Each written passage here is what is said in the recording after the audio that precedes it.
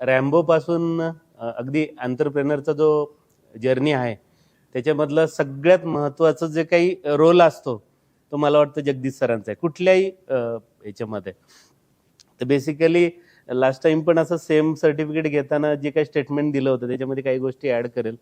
तर बेसिकली काय झालं होतं, बिझनेस करत असताना तुम्हाला जर नॉलेजची भूक असेल ना तर डेफिनेटली ते नॉलेज तुमच्यापर्यंत येतं. आणि म्हणजे ज्याला सगळं येतं ना त्याच्यासाठी पण आणि ज्याला काही येत नाही त्यांच्यासाठी पण दोन्हीसाठी जगदीश सरांचं मार्गदर्शन खूप खूप गरजेचं आहे. म्हणजे अगदी इनिशियल सेशन जर सांगितलं की 5 लेवल ऑफ लिडरशिपमध्ये ज्याच्यामध्ये तुम्ही रॅम्बो टू एंटरप्रेनरचा जो काही प्रवास तुम्हाला करायचा ना त्याच्यामध्ये कोणीतरी असा माणूस तुम्हाला यायचं. म्हणजे मी तर खरंच थँक्यू म्हणेल की सर तुम्ही आम्हाला शिष्य म्हणून निवडलं.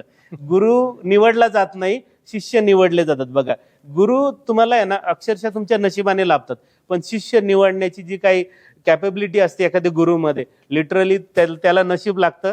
की अगदी आपण बघूया की रिफ्रेशर बॅच मध्ये सरांनी निवडताना बघा माझे आता मी बाकीच्यांना फक्त कोण चौधरी साहेब आणि मी जो आम्ही बॅच 32 पासून प्रवास चालू केला होता. म्हणजे प्रत्येक बॅच मधले एकदम कोहिनूरचे हिरे गोळा करून सरांनी त्यांच्यावरती परत की त्याचे पैलू कसे अजून बघा ना पैलू कसे पाडता येईल, त्या हिऱ्याला अजून कसं काही हे करता येईल, पैलू पाडून त्याची व्हॅल्यू मार्केट व्हॅल्यू कशी वाढवता येईल, तो चमकेल कसं, याच्यावरती जे काही खतरनाक काम केलं ना, जबरदस्त काम केलेलं आहे.